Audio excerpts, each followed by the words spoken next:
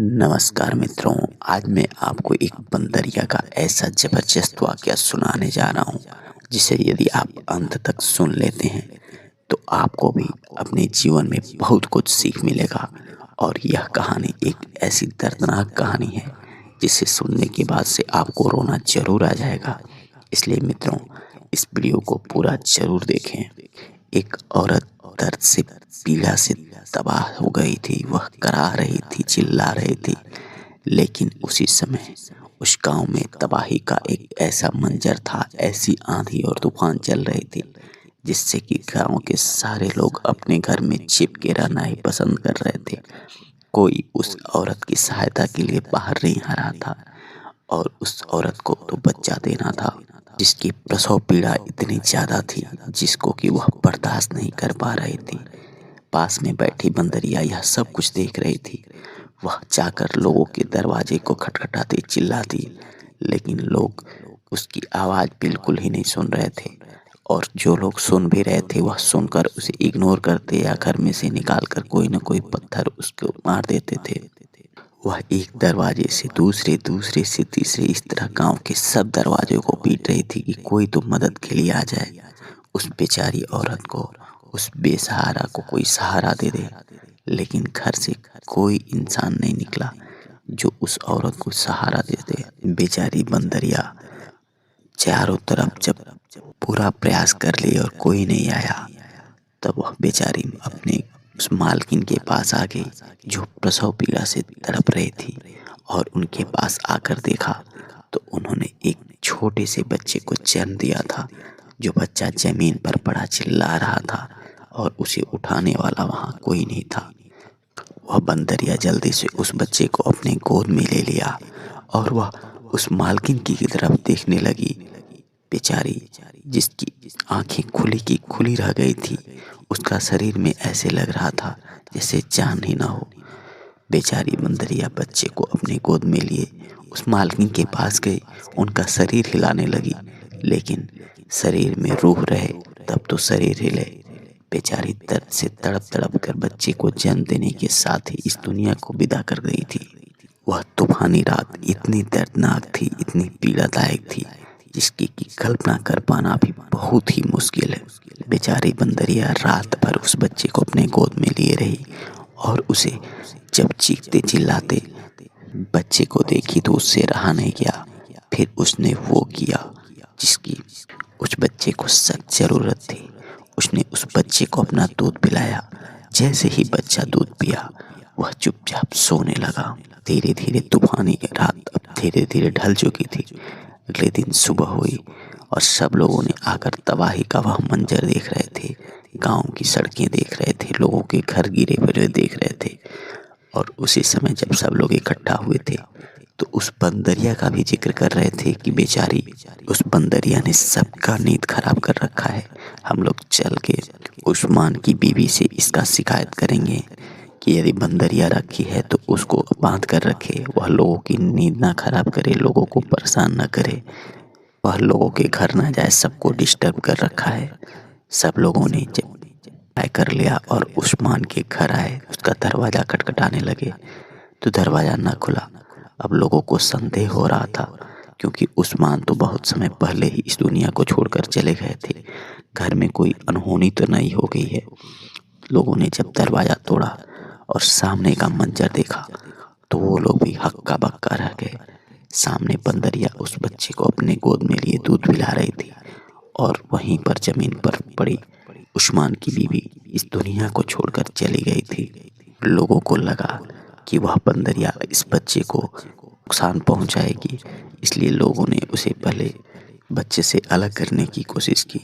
जब लोगों के बार बार बच्चे के छीनने पर वह बंदरिया भड़क गई और लोगों पर चीखने चिल्लाने लगी। लेकिन कई लोगों ने मिलकर उस बंदरिया को एक बोरी में पकड़ लिया और उस बच्चे को उस बंदरिया से अलग कर दिया। फिर उसी गांव में रह रहे दो पति पत्नी जिनके बच्चे नहीं थे, उसको वह बच्चा सौंप दिया गया। वह दोनों बड़ी खुशी खुशी उस बच्चे को ले लिए और अपने घर की तरफ चले गए और बंदरिया को ले जाकर उन्होंने एक बोरी में ही एक जंगल में ले जाकर फेंक दिया। उस माँ को नहीं पता था कि बच्चे को कैसे पाला जाता था। उसे पता ही नहीं था कि कब बच्चे को क्या खिलाना है, क्या पिलाना है, कैसे सुलाना है। बच्चा जब रात में सोता, जग जाता, चिल्लाने लगता तो उसे बहुत बुरा लगता। वह उसे जैसे तैसे ठोकती। कई कई बार तो उसे रोता ही छोड़ दूसरे रूम में जाकर सो जाती थी। और एक बार तो गजब हादसा तब हो गया जब उसका पति घर पर नहीं था और वह बच्चे को लेकर सो रही थी। बच्चा भूख के मारे चीख रहा था, चिल्ला रहा था। तब उसने उसे ले जाकर तबेले में रख दिया, पशुओं के साथ वहीं छोड़कर आकर खुद कमरे में सो गई। कहा जाता है जब भगवान किसी पर रहम करते हैं उसे कुछ नहीं होने देते। ठीक उसी रात बंदरिया ने भी जैसे तैसे करके उस बोरी से अपनी जान बचाई और भागती हुई उस गांव की तरफ चली आई। वह लोगों के घरों की तरफ जाकर उस बच्चे की आहट सुनती, आवाज़ सुनती, लेकिन कहीं उसकी आवाज़ नहीं आ रही थी। फिर गांव के एक ऐसे छोर पर जहां एक अंतिम घर था वहां गई और वहां पर बच्चे के रोने की आवाज़ पशुशाला में सुनी। वह बेचारी हक्का बक्का रह गई और उछल कूद करके वह जैसे तैसे वह पशुशाला में जाकर उस बच्चे को उठाकर अपने गोद में ले लिया और उसे दूध पिलाने लगी। जब वह बच्चा दूध पीने लगा, उसे भी एहसास होने लगा कि यही उसकी माँ है जो उसे दूध पिलाती है और उसकी ज़रूरतों का ध्यान देती है। कुछ समय बाद जब वह बच्चा पूरी तरह से सो गया, तब उस बंदरिया ने वहाँ से निकलने का फैसला किया और जैसे तैसे कर कर वह निकलकर जंगल की तरफ उस बच्चे को लिए भाग गई। उस बंदरिया को पता था कि इस गांव के लोग यहाँ इस बच्चे को नहीं रहने देंगे और वह उसे भी मार देंगे, जैसे कि उन लोगों ने उस दरिया के मालिक उस्मान को मारा था। उस्मान और उसकी पत्नी बहुत ही अच्छे मिजाज के थे। वह दोनों हमेशा एक दूसरे के साथ खुश रहते थे, मिलते जुलते, लोगों को भी हंसाते रहते। और उस्मान मदारी का खेल दिखाता था। वह लोगों के गांव-गांव जाकर उन्हें मदारी का खेल दिखाता और उससे रुपए पैसे जो कुछ मिल जाते उससे घर का खर्चा चलता था। लेकिन समय बीतने के साथ साथ वह उस बंदर को यह कहा कि देखो, कुछ समय बाद अब तुम्हारी भी मैं शादी करा दूंगा, क्योंकि बहुत दिनों से तुम भी अकेले हो और तुम्हारी शादी की उम्र हो गई है। उस बंदर ने जब यह कुछ सुना तो वह मुस्कुरा कर सिर नीचे कर लिया और अगले दिन उस्मान ने उस बंदर को लेकर जंगल की तरफ निकल गया और जंगल में जाकर उसने कहा, जाओ अपने पसंद की बीवी अब इसमें से ढूंढ लो। बंदर उछलकर उस पेड़ की डालियों पर जा गया और वहां से एक दरिया को लेकर साथ में आने लगा। पहले तो वह नहीं आ रही थी, लेकिन उस बंदर ने पता नहीं क्या उस बंदरिया के कान में कहा कि वह साथ आने को तैयार हो गई। और उस्मान ने खुशी खुशी उन दोनों को अपने घर लाया। उस्मान की बीवी एक दर्जी थी, तो उसने इन दोनों के लिए खूबसूरत कपड़े तैयार किए और बंदर बंदरिया की शादी बड़े ही धूमधाम से कर दी गई, क्योंकि उस्मान ने उस बंदर को अपने बेटे के जैसे माना था। जब तक उसका जीवन रहा वह दोनों की बड़ी कदर करता था और गांव के लोग भी उस्मान मियाँ को बहुत ही अच्छा मानते थे। लेकिन एक दिन गांव में उस गांव के चौधरी की बेटी की शादी थी और उस्मान ने सोचा कि यहाँ तो बड़े बड़े लोग आने वाले हैं। वह एक किनारे पर बैठकर वह मदारी का खेल दिखाने लगा और उसकी बीवी को भी यह पता था कि आज घर में ढेर सारे रुपए पैसे आएंगे। उस्मान की बीवी और वह बंदरिया दोनों खुशी खुशी घर में थे कि उस्मान थोड़े ही समय बीता था जब वह खेल दिखाते हुए चौधरी उधर से गुजरे और उन्हें बहुत गुस्सा आया और उन्होंने उस्मान को मार पीट कर वहाँ से भगाने लगा। उस बंदर को बहुत गुस्सा आया अपने मालिक का इस तरह का बेइज्जती देखकर। उसने तोड़ के उस चौधरी के सर पर चढ़ गया और चौधरी की टोपी नोच डाली। आज तक उस चौधरी की टोपी को उस गांव के किसी ने हाथ नहीं लगाई थी। चौधरी ने इसका बदला लेने का फैसला लिया और उस्मान को जब वह रास्ते से खदेड़ दिए थे, जब वह जा रहा था, तो अपने दो चार ऐसे लफंगों को पीछे लगा दिया, तुम जाओ और जैसे ही सुनसान देखना इन दोनों को जान से मार देना। उधर से तेज रफ्तार से आती हुई गाड़ी ने उस्मान और उस बंदर को ऐसी टक्कर मारी कि वह दोनों इस दुनिया को छोड़कर सदा सदा के लिए चले गए। तब से यह बंदरिया उस उस्मान की बीवी के साथ ही रहती थी, कभी उसे छोड़ कर नहीं गई। और उस्मान की बीवी और वह बंदरिया, इन दोनों पर विपत्ति का यह पहाड़ टूटा था, जिसकी वजह से वह पूरी तरह से टूट गए थे। और आज के समय जब उस्मान की बीवी भी इस दुनिया को छोड़ के चली गई थी, तब वह बंदरिया ही एक सहारा थी जो इस बच्चे को पाल सके। इसलिए उसने इस गांव को छोड़कर जंगल में रहने का फैसला किया। और उसने जंगल में एक ऐसी जगह देख रखी थी जहां पर एक झोपड़ी था, और झोपड़ी में रहने के सारे बंदोबस्त थे। इसलिए वह उस बच्चे को लेकर उस झोपड़ी में चली गई। उस समय उस झोपड़ी में कोई नहीं था। उसने उस बच्चे को ले जाकर बिस्तर पर लेटाया, उसे दूध पिलाई, बच्चा सो गया। क्योंकि इतनी भागम भाग करने के बाद से बंदरिया भी थक गई थी, उसे भी नींद आ गई। बच्चे को दूध पिलाते हुए वह भी वहीं पर सो गई। कुछ समय के बाद से एक बूढ़े बाबा जिनकी वह झोपड़ी थी, वह उस घर में दाखिल हुए और उन्होंने देखा कि एक छोटा सा बच्चा बंदरिया के साथ सो रहा है। उन्हें तो लगा कि यह बंदरिया उस बच्चे को कोई चोट ना पहुंचा दे, इसलिए वह डंडा लिए और इस बंदरिया को वहां से खदेड़ने लगे। बंदरिया उनके पैरों पर गिर गई और बार बार उनके पैर छूने लगी। चूंकि यह बंदरिया बहुत ही ट्रेंड हो गई थी, लोगों के साथ रहते, लोगों के हाव भाव जानते, तरह के करतब दिखाने, फिर वह लोगों की मिजाज समझ चुकी थी। तब उस बाबा ने कहा, अच्छा चलो ठीक है, लेकिन तुमने किसी न किसी के बच्चे को चुरा कर लाया है। मैं कल जाऊंगा और इस बच्चे को ले जाकर उस गांव में छोड़ दूंगा। जिसका बच्चा होगा वह उसे ले जाएंगे। बंदरिया फिर से उनके हाथ पकड़ने लगी और ऐसे समझाने लगी, ऐसे कहने लगी जैसे वो उस बाबा को यही लग रहा था कि नहीं, गांव के लोग इस बच्चे को मार देंगे, गांव में इस बच्चे का कोई नहीं है। तब से वह बंदरिया, वह बच्चा उस बाबा के साथ रहने लगे। बाबा जंगल से जो कुछ फल लाए थे उस बंदरिया को दिए। वह बड़े ही चाव से खाने लगी थी, क्योंकि उसे जोर की भूख लगी हुई थी और पिछले 2-3 दिनों से वह बहुत ही ज्यादा भूखी थी। अब बाबा पास में पाल रहे बकरी का दूध निकालकर उस बच्चे को पिलाया और उस बंदरिया के साथ मिलकर उन दोनों का ख्याल रखने लगे। बच्चा भी धीरे धीरे बड़ा होने लगा। धीरे धीरे समय बीता। जब वह बच्चा 10 साल का हो गया था और बाबा काफी बुजुर्ग हो गए थे, और दिन ऐसा आया जब वह इस दुनिया को छोड़कर चले गए।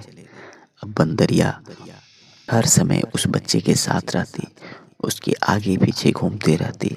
वह उस बच्चे का इतना ख्याल रखती थी जैसे कि एक माँ अपने बेटे का ख्याल रखती हो। कुछ समय और बीता और उस बंदरिया ने उस बच्चे को लेकर उस गांव में गई जहां उसका उस्मान का घर रहा करता था। वह उस घर में रहने लगे के लोग उस बच्चे को नहीं जान पाते, लेकिन बंदरिया तो सबको पहचानती थी, वह सब कुछ जानती थी। और वह बच्चा मेहनत मजदूरी करके अपने साथ साथ उस बंदरिया का भी पेट पालता था।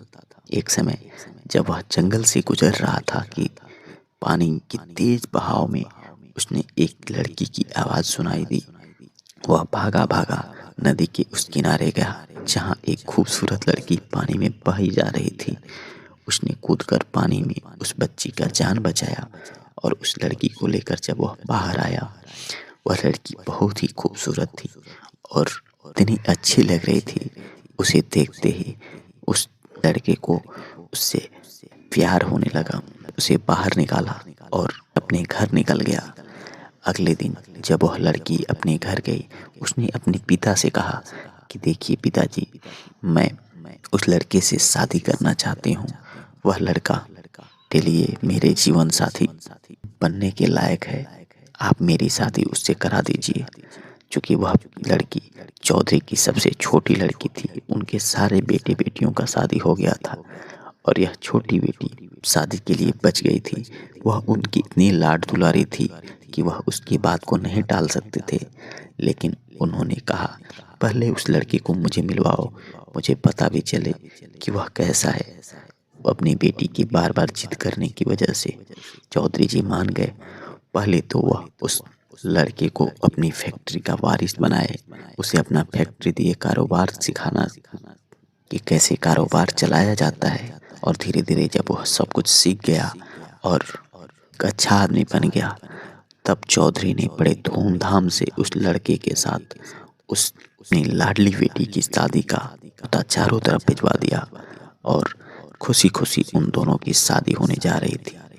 यह सब देखकर बंदरिया बहुत ही ज्यादा आज थी। वह बार बार चीखती चिल्लाती और उस लड़के से कुछ बताना चाहती थी।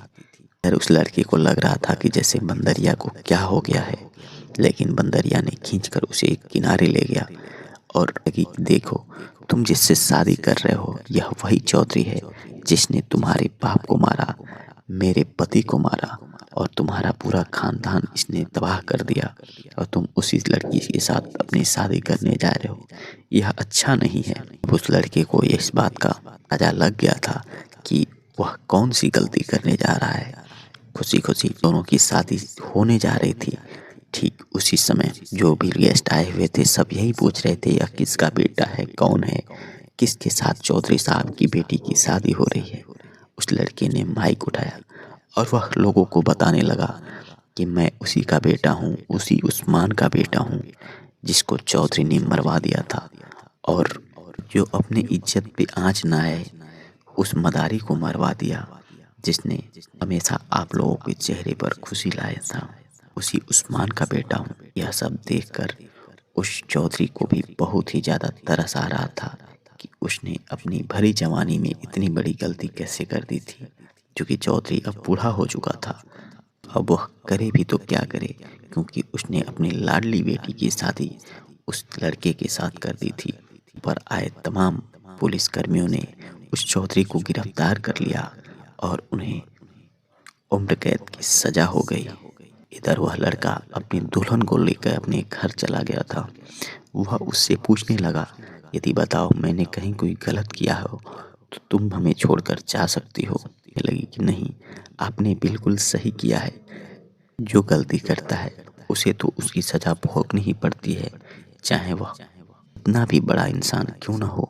धीरे धीरे कुछ समय बीता और एक दिन उस लड़के ने कोर्ट जाकर उस क्षमा याचना अर्जी पर साइन कर दिया और उसने अपने ससुर को क्षमा कर दिया। वह उन्हें लेकर अपने घर आया। उसे देखकर उसकी पत्नी बहुत ही ज़्यादा खुश हुई। अपने पिता को रिहा देखकर अब सब लोग मिलकर एक साथ रहने लगे। मित्रों, इस कहानी से हमें यही सीख मिलती है कि यदि कोई किसी पर जुर्म करता है तो एक न एक दिन उसे इसका सजा जरूर भोगना पड़ता है और इंसान कितना भी छोटा क्यों ना हो, एक दिन समय जरूर बदलता है और भगवान की कृपा उसे जरूर प्राप्त होती है। मित्रों, हमेशा प्रभु पर विश्वास बनाए रखें। प्रभु जब देता है तब आपकी दुनिया ही बदल देता है। को आज की ये कहानी कैसी लगी हमें कमेंट बॉक्स में ज़रूर बताएं और चैनल पे नए हों तो चैनल को सब्सक्राइब कर अपने मित्रों यारों के साथ भी इस तरह की वीडियो को ज़रूर साझा कर दें।